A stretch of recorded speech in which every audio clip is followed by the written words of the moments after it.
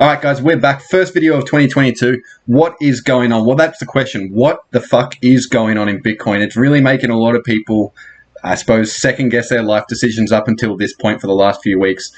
We're going to have a look at what Bitcoin's doing, where it's going. We're going to have a look at where our indicators are, where they're standing since the last video.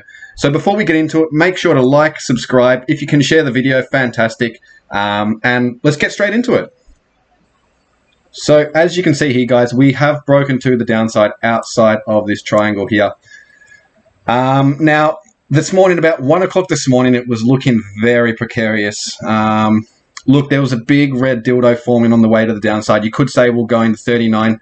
Some thought we're going to 35, 36, that sort of region. But we have held up. So this was completely red. We have come back, which isn't completely crazy because generally you are retesting those old, what was an area of support, now an area of resistance. So it's not unusual to come back up. Even if we do something similar to this, where we go down a bit, even come back up and then go down, that's obviously a probability. But right now we are holding this around 40K mark, 42K at the moment, which is actually quite a nice bounce back because we got down to around about, I was definitely seeing in the 39s this morning. Even I saw a bit lower, 39.8 on some exchanges, 39.7. So it's good to see we've bounced back. Waking up this morning, it was a little bit of a relief.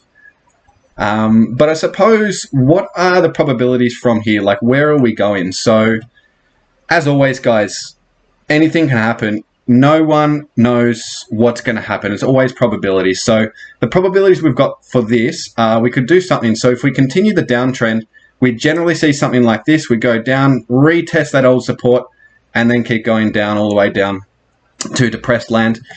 We could also do something like this, bit of sideways action for a bit, obviously not impossible. Or we could come back up, retest, and then away we go again. So look, obviously not the best advice. We could go up, we could go down, we could go sideways. As always, doesn't take a genius to figure that out, but we have to be realistic with our approach here. We have to actually give everything a probability. So anyone who says they know definitely what's going to happen, definitely going to go up, definitely going to go down, they're lying to you. You should actually probably do the opposite of what they're saying because they've obviously got no idea what they're talking about. So moving on, guys, what are the indicators looking like from our last video? So we gave some indicators about what we think here is essentially what the end of a bull market looks like, or some of the indicators would look like if it was the end of a bull market. So if you look just at the simple TA around here, obviously we've got sort of a double top situation, top one, top two, which is a classic trend reversal pattern, classic bearish pattern. So from a TA front, obviously it's not looking fantastic, but that was the same in our last video around about a month ago when we were around that 48K. We were around about here. So look, nothing's really changed from a TA point of view there. But when we look at RSI, so we were talking about a few of them. One of them was RSI. Now, one thing I have picked up, which I don't think many people are picking up at all, which is actually quite exciting for myself, is the RSI. Now, we're at an incredibly, incredibly important level. Now, look at where we are, around about here. So you can see pretty much for the history of Bitcoin, this level has stayed, well, it's proven a very strong resistance and a very strong support level. As you can see, all the way back to 2011, coming back, we have a bit of support here, support, and then here, resistance, break up, support, bit of resistance, support, and look where we are here. So we've bounced off it once, we're potentially bouncing off it again. So that's why it is very, very important. If we do break this level, it's not looking good. It's not very bueno, guys.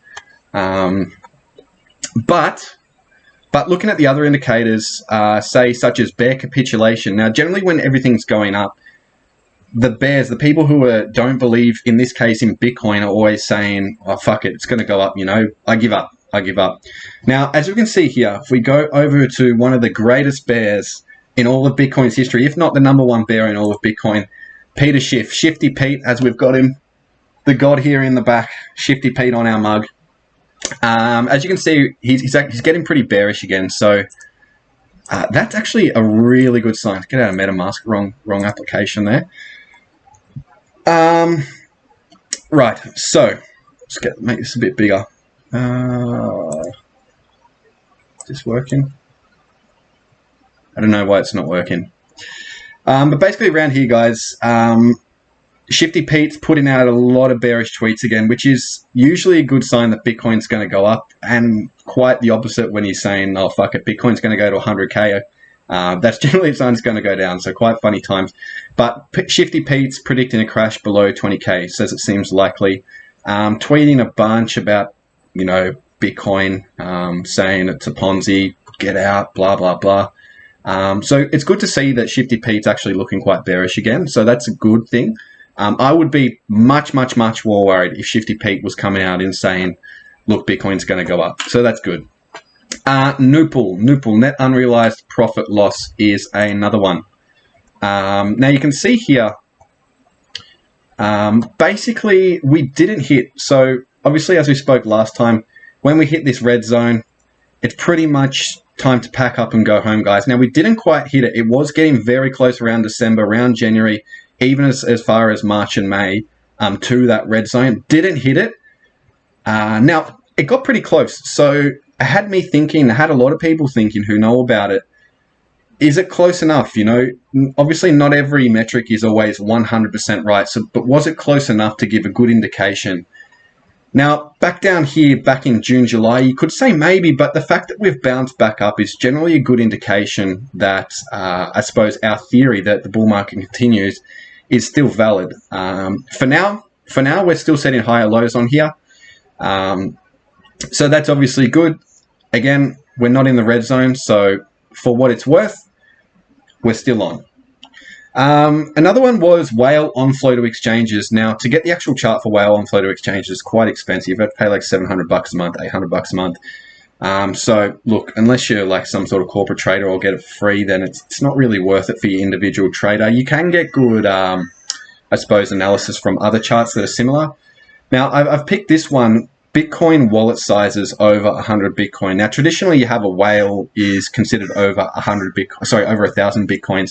But I picked this one as 100 Bitcoins because 100 Bitcoins is still a lot. You can still do, a little bit, obviously, trading with 100 Bitcoins. That's what, about $4 million US dollars at the moment. So, look, you have to be like relatively invested and have some sort of hypothesis and belief about Bitcoin if you're investing that kind of money.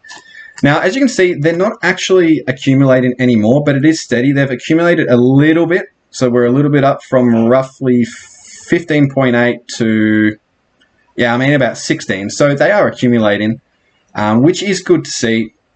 Depends how you look at it, I suppose. One aspect is obviously the thought that the smart money comes in. You sort of want to be following them. On the other side, me personally, as an ideologue, I don't really want to be seeing a lot of people dominating the supply, although it doesn't actually affect the governance or how the protocol runs, the monetary network runs. I think it's good to see a lot of dispersion. And also, when it disperses, it means a lot of people can get in and start accruing more Bitcoins too. So, look, whichever way you look at it, it's kind of a win.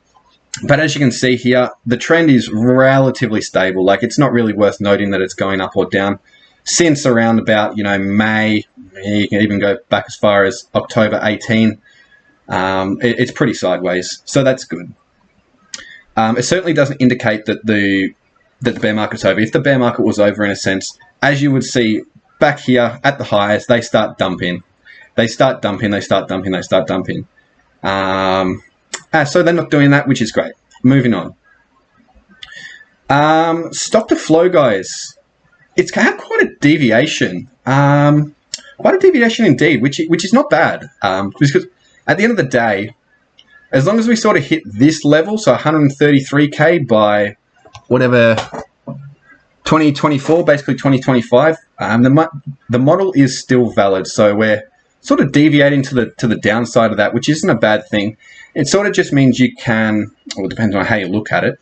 It means you can sort of accrue Bitcoins cheap. I mean, I saw a good tweet yesterday, which I can get up for you, courtesy of Armin the Parman. Shout out Armin the Parman.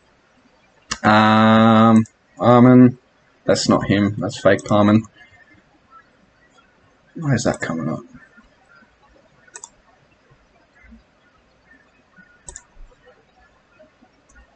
Where are we? Okay, the real Parman. So shout out to Armin the Parman. Where are we? Yeah, quick reminder that one Bitcoin has a price of 42,000 US dollars, but a value of 100 million USD. Very, very true, Armin the Parman. Very, very true. I mean, all you got to do is sort of, I'm not going to get into the real maths of it because it's quite complex and probably a 2-hour conversation, but essentially dividing the monetary supply by Bitcoin. If you have a belief in Bitcoin, look, there is no alternative. Fiat's a Ponzi, not an alternative. Gold, you can definitely argue it's what has got us into this problem in the first place. In an extent, it's not gold's problem, but gold doesn't fix the problem is the point. So Bitcoin is the only thing that really can cryptographically actually fix this fiat Ponzi and fix this monetary Ponzi, like as I call it, Ponzinomics. So Parman put in at a value, as I know, a lot of Bitcoin maximalists put in a value of around about $10 to $100 million. So shout out Parman again. Funding rates is another one. Funding rates, this is not a good picture. But, you know, as we can see, funding rates, as we said last video, when they get to around about that 0.03 to 0.05, any higher is really going off the charts. It's generally a sign that the market is leveraged way too long. So too many people are becoming irresponsible and just saying, basically they're borrowing too much money to bet on Bitcoin in a sense, and that's how you lose a lot of money too. Funding rates at 0.01%. So after this dump, I thought it would have been negative personally. I thought it would have been a little bit lower, but at 0.01, it's still not bad either. So it's good to see that's holding up. Funding rates not looking necessarily bearish. It's not becoming irresponsible. So again, good sign, good sign. Now, the other one we wanted to look at was parabola. Now, obviously, the parabola hasn't changed since the last one. In fact, we've gone down. We've anti-paraboled, if you will. So also with this one, not really an indication unless you'd previously thought at March that the parabola was too much. Then obviously what's happened since March isn't going to necessarily change your mind in a parabolic sense. So guys, I don't think the bull market's over. At least we kind of hope and we pray that it's not over anyway. So all the indicators, at least from what we're looking at and what I suppose what I'm personally looking at and what I'd advocate for, they're all looking like things are still on, which is good, It always makes you question yourself, even, you know, here, wherever you look, even if it's here, we're looking at nice drawbacks. These drawbacks are nothing unusual for Bitcoin. I'll highlight them out again for you guys. Over the course of Bitcoin's history, I'll get it into logarithmic for, it is in logarithmic. You'd love this, Luke. You'd love a good auto-fit to data, the auto-fit data to screen too. You'd love that. So, look, these drops are nothing unusual. Look, this is a 90% drop, guys. 50% drop. 75. Even going further down. Look, this is 85% drop, guys. Even these smaller ones, you know, like we see a lot of 30, 40% corrections along the way.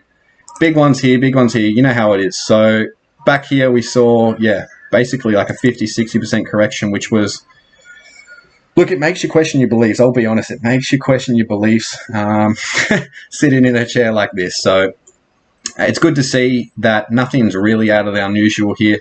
We're seeing, if we zoom in again, I'll get it up for you. This is really nothing out of the unusual, even higher than that. So that was a 55% correction last year. We're now seeing a healthy correction from the top to 41. But what we've got to do, guys, to really get ourselves back in contention and sort of stop looking on the deathbed is we need to be breaking this previous resistance. So this previous support. So going back,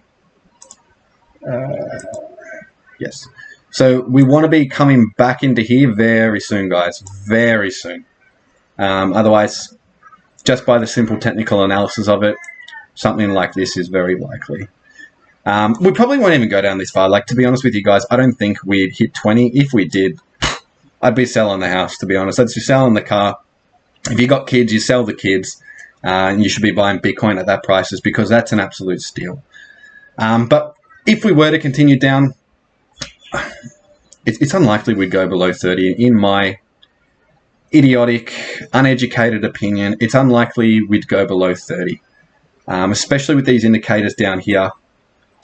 Very low already. NUPL, relatively low. But yes. So as you can see as well, another one to note here, I've quite made a mess of this one, but this blue line coming through the middle of everything is the 200-day moving average. So looking over a very, very long course, let's get rid of all this stuff, guys. Looking over a very long course, generally the 200-day moving average is an indicator of whether you're bullish or bearish. So if you're above it, generally bullish. If you're below it, generally bearish. Right now we're below it, so it's bearish in that sense. But look, we're taking all the indicators together and we're sort of adding them up to give some sort of prediction. It's certainly not the first time it's fallen below the 200-day moving average and then come back above it, still being bullish at the same time. It only happened last year, so not unusual at all. It happens a million times. Moving on, the news, look, crypto news has been pretty slow. Funnily enough, it's been a pretty slow time of the year. It's quite unusual in that regard. So I don't even know what to say in regards to that. It has been quite unusual. One thing I would like to point out, which isn't slowing down anytime soon, is the US M2 supply. So basically the monetary supply. Now, that's just only continue to grow. Guys, what does this look like? What does this look like? This looks like a parabola. This looks like the start of a parabola. You know what a parabola, you know what this means in regards to monetary supply when it's going up and up and up and up without, importantly, without creating any extra value, without producing anything extra within the economy. That's what hyperinflation looks like. You will soon have too much money fighting for too few goods in too short of a period of time. Meaning, that's how inflation happens. You would have seen it at the shops. There's no fucking doubt it's happening at the shops already. Prices going up, petrol going up, so many, the used cars going up. How the fuck do used cars go up? I don't know. But basically, it's not looking good for a lot of things. I wouldn't be holding dollars. I think I've got about $1,000 in the bank. I would not be game to hold anything more than that. That just scares the absolute shit out of me. Basically all in Bitcoin and cryptocurrencies. So I wouldn't necessarily call these recommendations, but I just want to put a couple things on your radar because I think they do have good opportunity. So the first one being a coin called Coldstack. I'm not even sure if I've mentioned this before, but basically Coldstack is a decentralized cloud storage aggregator. Let's get their website up first. So the decentralized cloud storage aggregator. Now, when we look at cloud storage, your sort of retail clients, you might be sitting there thinking, like, I don't really have a use for cloud storage, you know. If I do, you know, Amazon's great, Google Cloud's great, whatever you want. So, but this isn't really what it's about. Decentralized cloud storage is mainly for the infrastructure, or at least in my experience, having worked for a decentralized cloud storage provider before, where I saw a lot of the potential was in the infrastructure for the so-called metaverse and Web3. Truly decentralizing that infrastructure, not having any central, well, having fewer, I suppose, points of centralization and manipulation because of that. So not only would it be for the retail clients, but also for the infrastructure, which is like where I think, you know, 90% of where the use cases would come from. Now, the exciting part about this was, obviously, if you want to go check them out, go on their website. I'm not going to read everything off their website for you. But the exciting part for me was this. So the market cap was a measly, let's get, whoops, wrong one. The market cap was a measly $2.3 million. Tiny, tiny market cap. So looking at that alone, this can easily 100, even 1,000x from here. Keep in mind though, look at this circulating supply. So if you get out of this first, the circulating supply is basically 1.6 million with a total supply of 50 million. So they've got a very low circulating supply. So where are the other coins hiding? Because that's really what can flood the market and destroy the value of something, is obviously a higher supply. So these other coins are hiding in staking, the foundation, pre-mine, Ponzi, basically operations team, marketing, liquidity, marketing, blah, blah, blah. A lot of it comes under the actual team still. So the team they've certainly got coins to dump. You'd have to look at the actual contracts for it when, I suppose, the vesting periods end, basically when they're allowed to sell. And if they're done correctly in a smart contract, they like cryptographically, you cannot sell it beforehand. You cannot access the funds. So up until that point, it's quite safe. But it is something just to keep in mind. But with that current circulating supply, if the supply was to stay the same or very similar, I could easily see this 100,000 or even 1,000x in. So whatever you want to do, you guys. I'm not going to give you financial advice, but here's an option. If you want it, take it. If you don't, okay. Another one I want to show you, and probably the last thing for the video today, is something I'm quite excited about as an ideologue firstly. Obviously, you know, looking at it as an investor, but I really just want, it's not out at the moment firstly, which is kind of disappointing, but also important to note. I just wanted to put it out there so I can do a bit of like, you know, Carl the Moon and say exactly as predicted when it does pump, because I think it will pump. And now looking at it, it is called ZK Sync. Now, some people in the field I know, some very smart, educated people in the field I know, also very excited about this, which makes me sort of more confident in my beliefs. But ZK Sync basically is an Ethereum layer 2.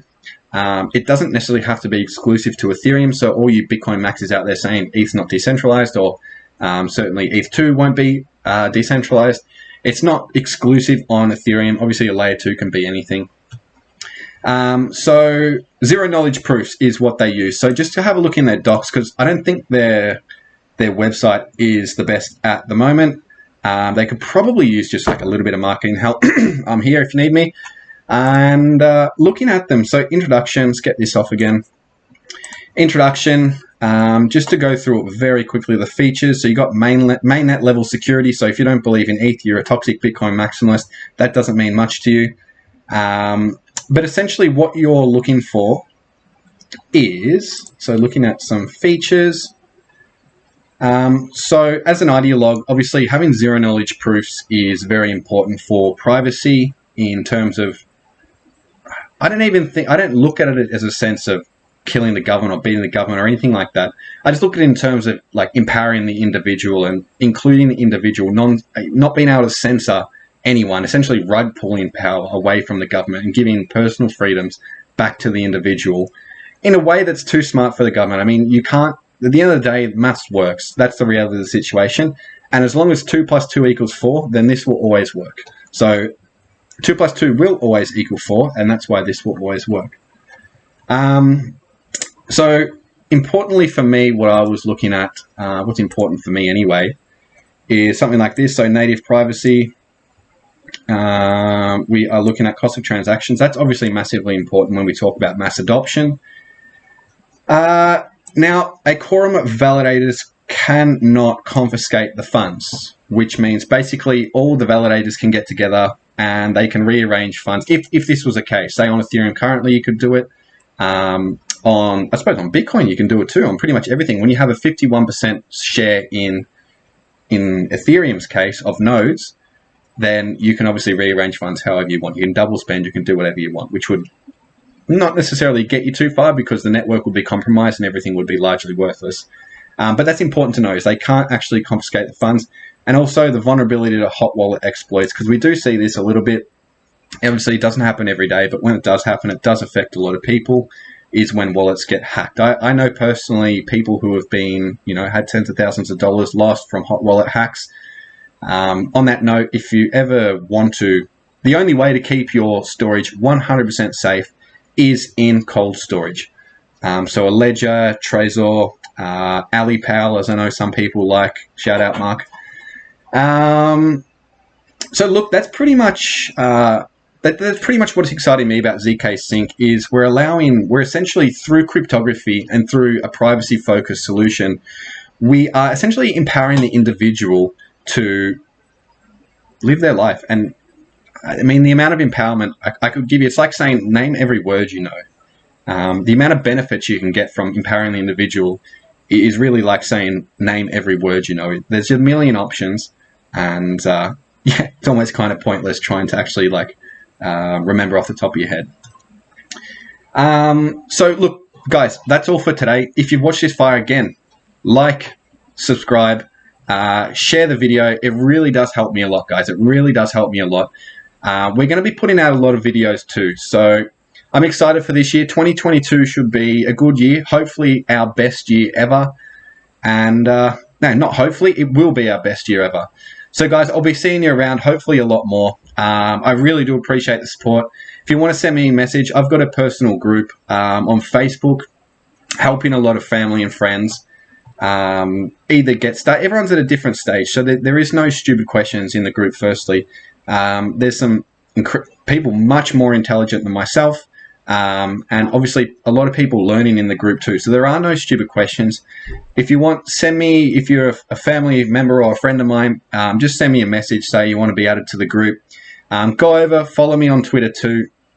I've got a couple different accounts. One of them is like a sort of more or personal account, I suppose. I was going to call it an edgy account, but no, I suppose more of a personal account. And another one's more of a, I suppose, a professional account. So I'll always give you a follow back, guys. Again, thanks for watching, and we'll see you around. Bye-bye for now. It's been great.